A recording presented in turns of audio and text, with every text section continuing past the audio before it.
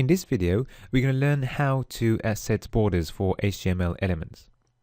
We're going to start with the Facebook div, but before we do that, we're going to define a background color for paragraphs so that we can see how everything is laid out.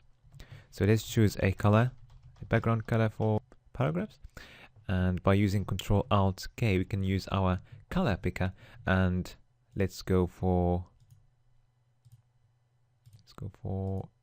this color, for instance. Okay, now we can see everything. We can see the contents of the div, and we can see the padding, and now we're going to be defining the border. Okay, so if we start with the Facebook div, basically there are several ways of defining borders. The first one is by using one line where we define everything, both the width, the style, and the color if we want to. So the syntax is border. And now we're going to define the width using one value. Okay. And then we can define the style. So we're going to use a ridge style. And now you can see that the border is already set.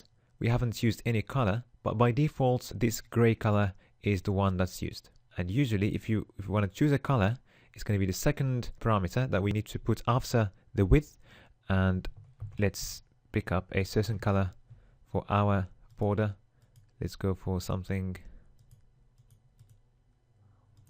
like this. And now you can see the border with the chosen color.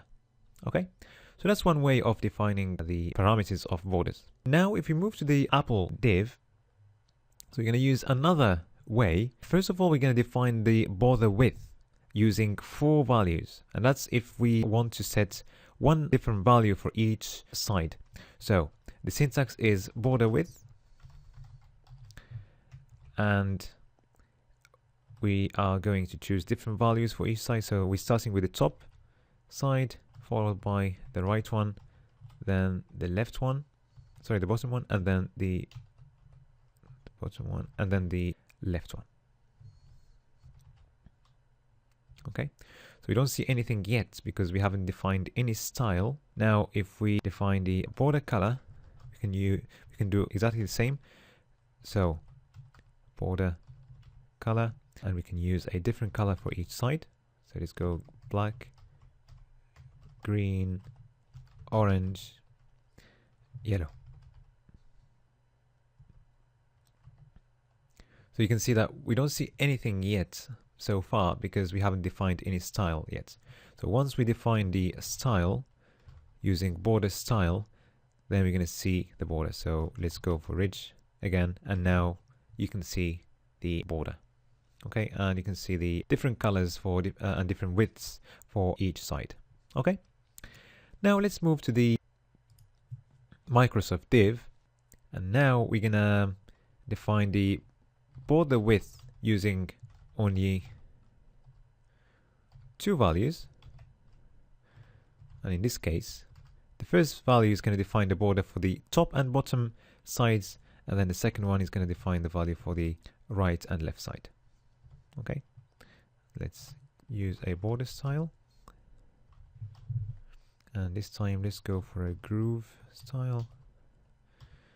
Okay, and let's choose a color.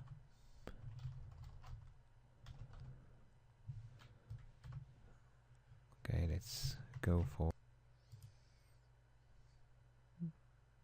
okay, let's pick up a color from here. All right, there is another parameter that we can use, is it's the border radius, and basically the border radius will make the corners curved basically. So if we set it to 10 pixels, for instance, so you can see now that the borders are curved, and the bigger the radius is, the more curved the corners are going to be. So if we set that to 20 pixels, 30 pixels, 40, it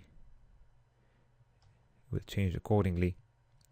Now if we set the height and the width to 100 pixels, for instance,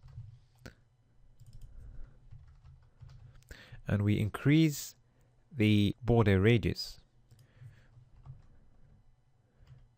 Let's go to 80 pixels, and also if we change the padding and we set it to 10 pixels for all sides, now we start getting a circle. Okay, and if we want the border radius to be, or border width to be the same for all sides, then we're gonna have a more uniform circle.